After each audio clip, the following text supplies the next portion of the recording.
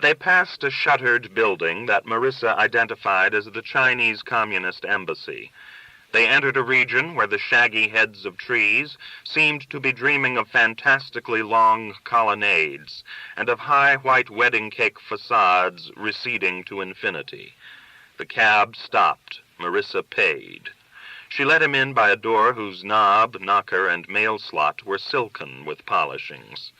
Marble stairs, another door, another key, the odors of floor wax, of stale cigarette smoke, of narcissi in a pebbled bowl.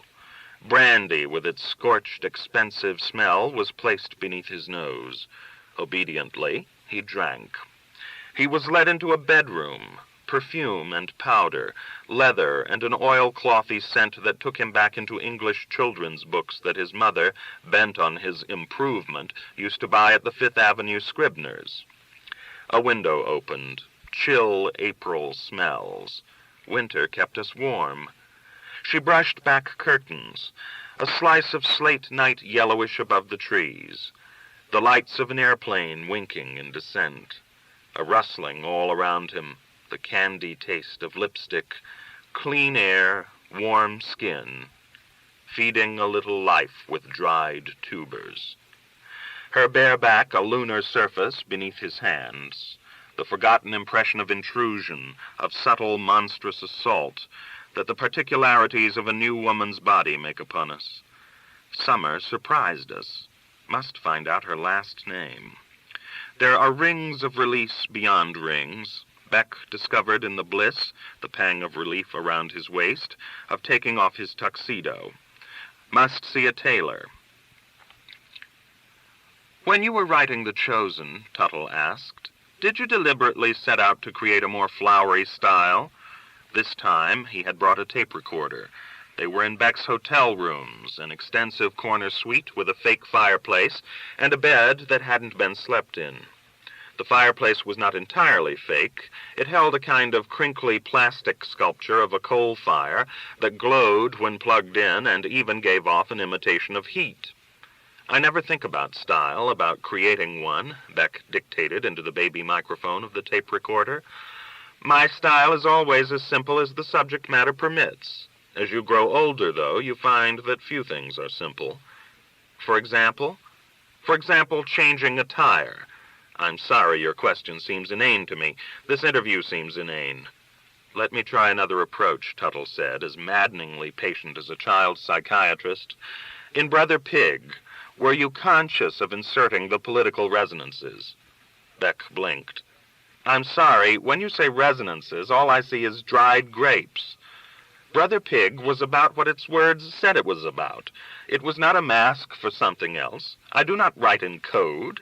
I depend upon my reader for a knowledge of the English language and some acquired vocabulary of human experience. My books, I hope, would be unintelligible to baboons or squid. My books are human transactions, flirtations, quarrels. You're tired, Tuttle told him. He was right. Marissa had taken him to a restaurant along Fulham Road, run by fairies, and then to Revolution, where big posters of Ho and Mao and Engels and Lenin watched from the walls as young people dressed in sequins and bell-bottoms jogged up and down within a dense, throbbing, coruscating fudge of noise.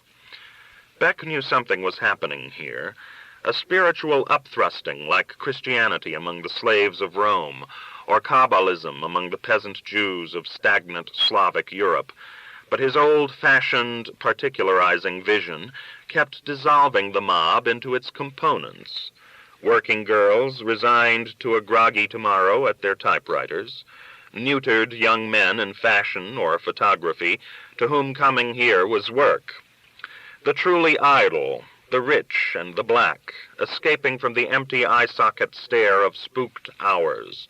The would-be young, like himself, ancient, lecherous, woolly-haired Yanks, whose willy-nilly charm and backwards success had prevented their learning ever to come in out of the rain. Enigmatic tarty birds like Marissa, whose flat, he had discovered, held a room full of electric toys and teddy bears, with a bed where a child slept, Her child, she confessed, a son, 8 years old, born in America when Marissa was 19.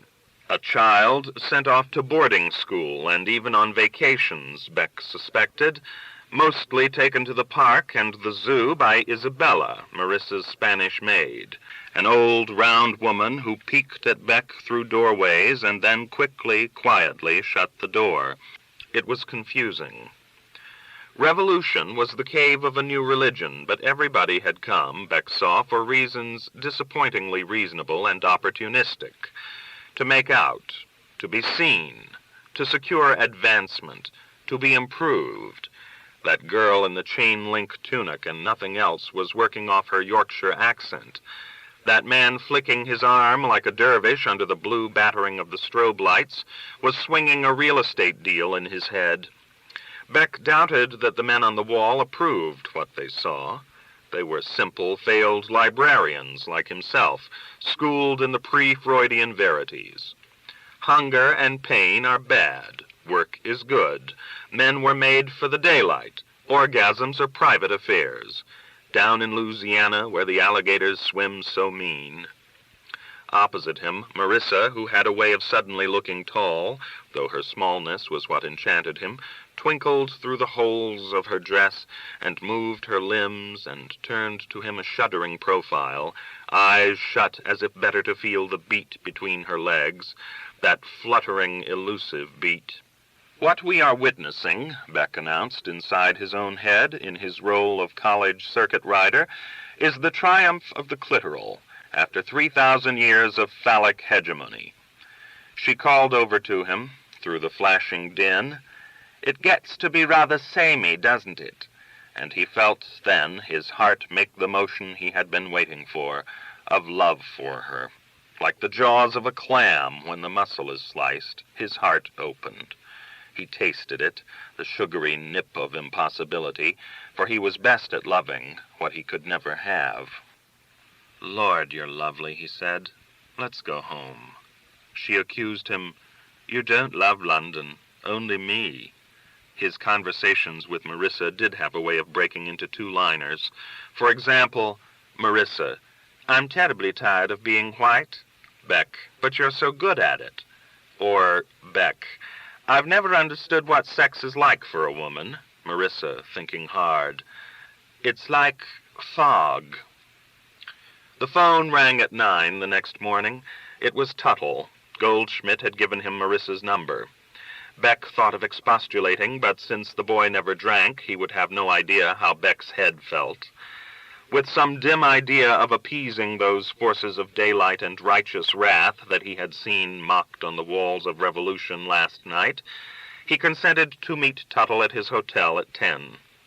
Perhaps this stab at self-abnegation did him good, for on his way to the West End in the lurching, swaying upstairs of a 74 bus, nauseated by the motion, having breakfasted on unbuttered toast and reheated tea, Marissa had observed his departure by sighing and rolling over under her stomach, and her refrigerator held nothing but yogurt and champagne.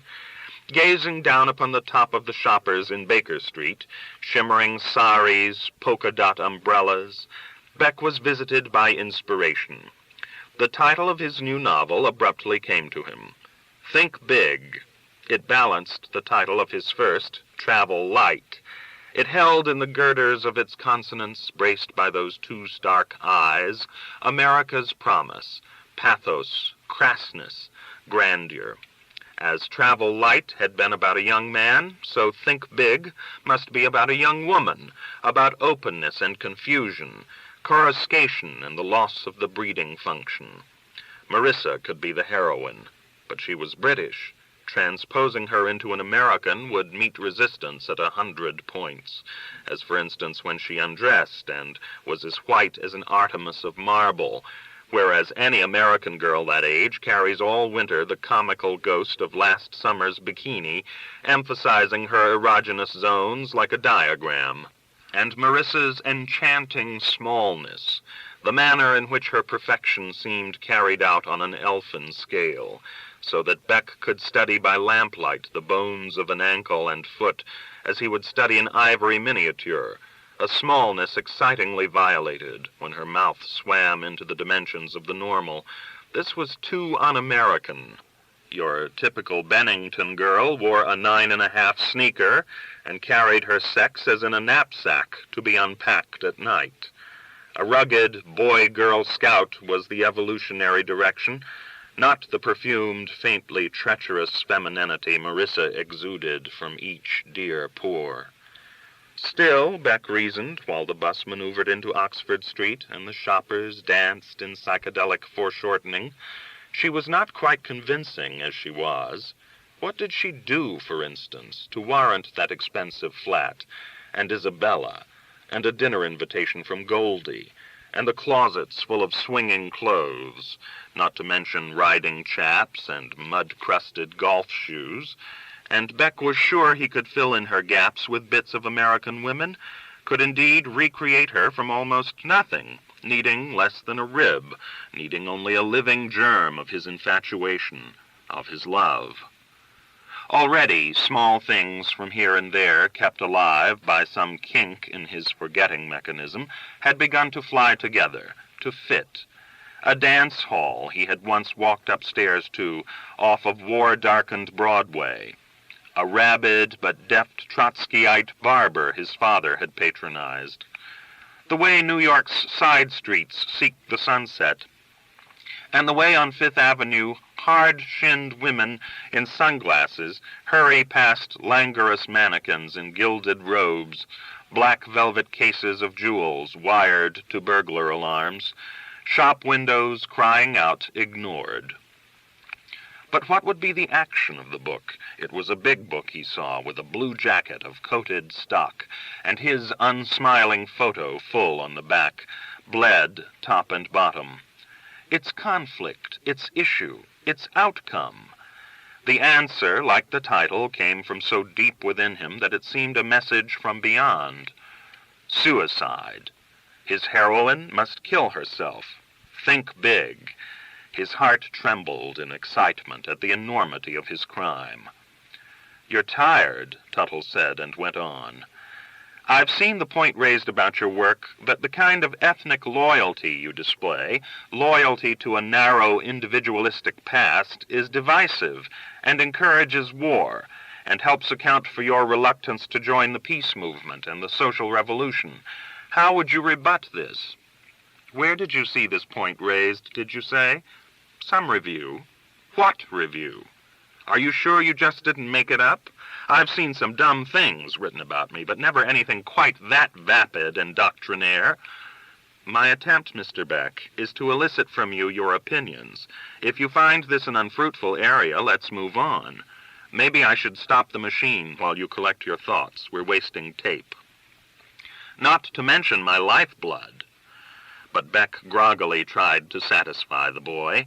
He described his melancholy feelings in the go-go place last night, his intuition that self-aggrandizement and entrepreneurial energy were what made the world go, and that slogans and movements to the contrary were evil dreams. Evil in that they distracted people from particular concrete realities, whence all goodness and effectiveness derive. He was an Aristotelian and not a Platonist. Write him down, if he must write him down as something, as a disbeliever. He disbelieved in the Pope, in the Kremlin, in the Viet Cong, in the American Eagle, in astrology, Arthur Schlesinger, Eldridge Cleaver, Senator Eastland, and Eastman Kodak. Nor did he believe overmuch in his disbelief.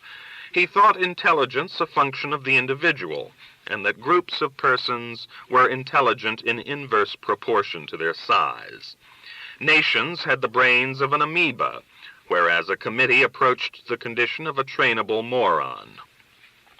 He believed, if this tape recorder must know, in the goodness of something versus nothing, in the dignity of the inanimate, the intricacy of the animate, the beauty of the average woman, and the common sense of the average man. The tape spun out its reel and ran flapping. Tuttle said, "That's great stuff, Mr. Bech. One more session and we should have it." "Never, never, never, never," Bech said. Something in his face drove Tuttle out the door. Bech fell asleep on his bed in his clothes. He awoke and found that Think Big had died. It had become a ghost of a book, an empty space beside the 4 faded spines that he had already brought to exist. Think Big had no content but wonder, which was a blankness. He thought back through his life, so many dreams and wakings, so many faces encountered and stoplights obeyed and streets crossed, and there was nothing solid.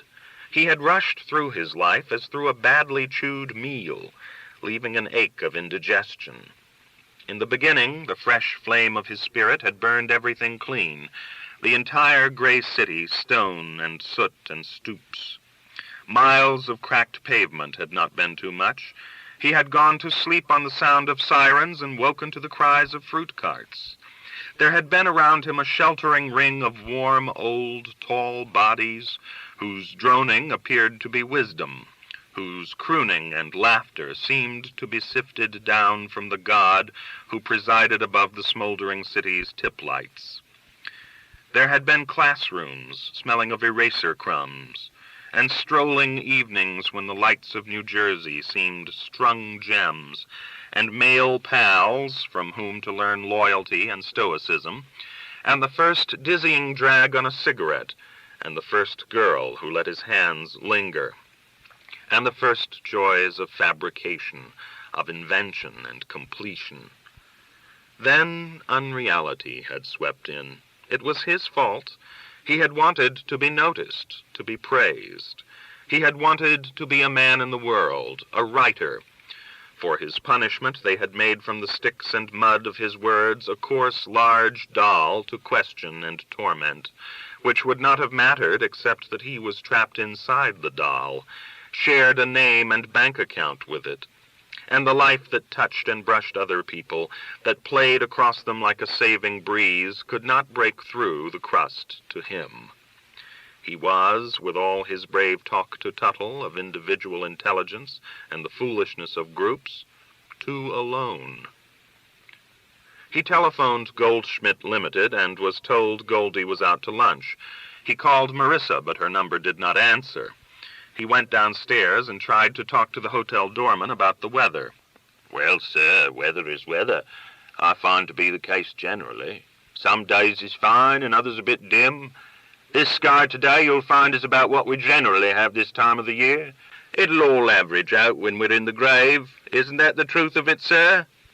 Bech disliked being humored, and the grave-digger scene had never been one of his favorites. He went walking beneath the dispirited, homogeneous sky, featureless but for some downward wisps of nimbus promising rain that never arrived. Where were the famous English clouds, the clouds of Constable and Shelley? He tried to transplant the daffodils to Riverside Park for his novel, but couldn't see them there, among those littered thickets, hollowed by teenaged layabouts bloodless with heroin. These British bulbs laid out in their loamy bed by ancient bowed men, the great-grandchildren of feudalism, who swept the paths where Bech walked with brooms, yes, and this was cheering, with brooms fashioned of twigs, honestly bound together with twine. It began to rain. Bech became a docile tourist and interviewee. He bantered on the BBC third program with a ripe-voiced young Welshman. He read from his works to bearded youths at the London School of Economics between strikes. He submitted to a cocktail party at the U.S. Embassy.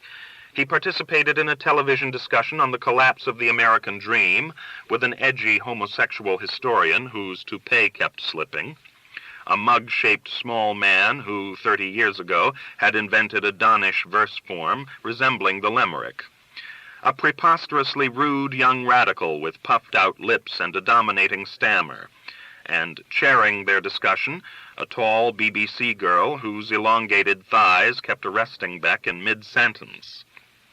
She had pop eyes and a wild way of summing up, as if all the while she had been attending to angel voices entirely her own. Bech let Marissa drive him in her beige Fiat to Stonehenge and Canterbury. At Canterbury, she got into a fight with a verger about exactly where Beckett had been stabbed.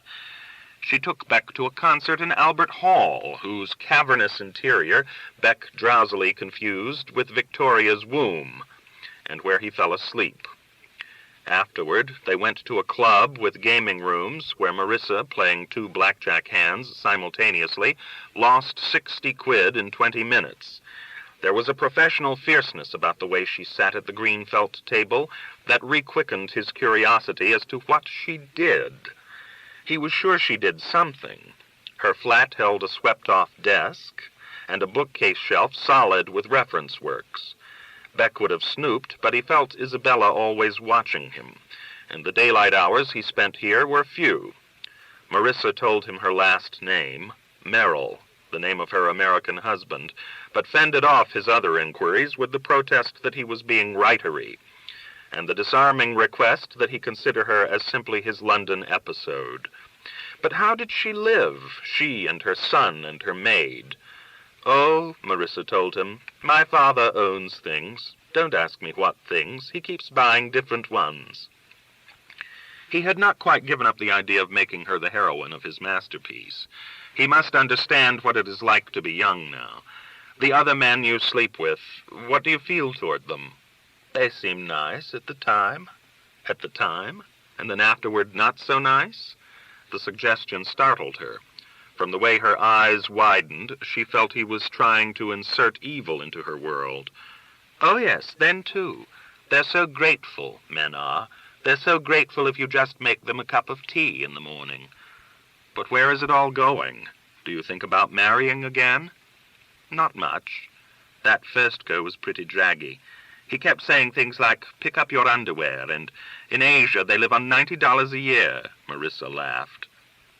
Her hair was a miracle, spread out on the pillow in the morning light, a lustrous mass measured in infinity, every filament the same lucid black, a black that held red light within it as matter holds heat, whereas even of the hairs on his toes some had turned white. Gold names on an honor roll. As a character, Marissa would become a redhead, with that vulnerable, freckled pallor and over-large, uneven, earnest front teeth. Marissa's teeth were so perfectly spaced they seemed machined, like her eyelashes, stars with a talent for squadrille. As she laughed, divulging the slippery grotto beyond her palate, Bech felt abhorrence rising in his throat.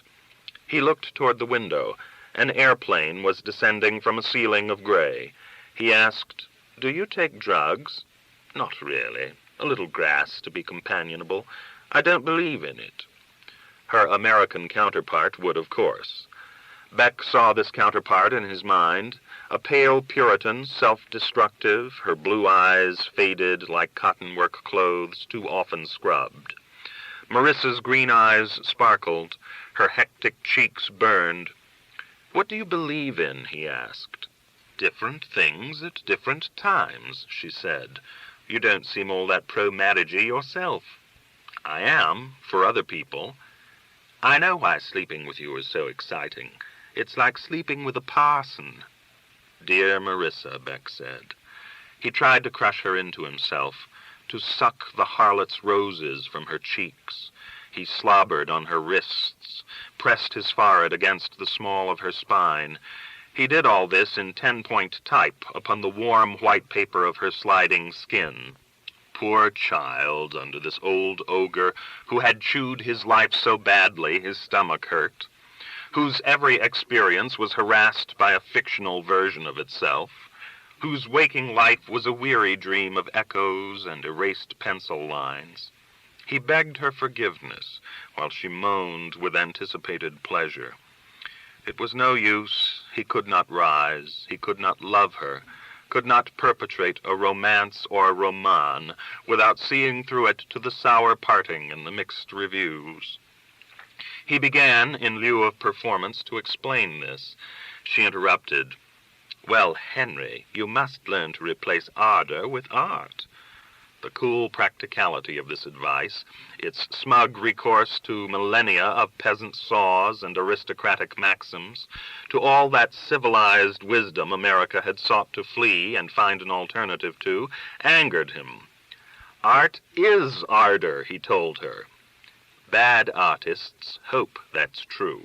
Read your Wordsworth. In tranquility, darling. Her willingness to debate was beginning to excite him. He saw that wit and logic might survive into the lawless world coming to birth.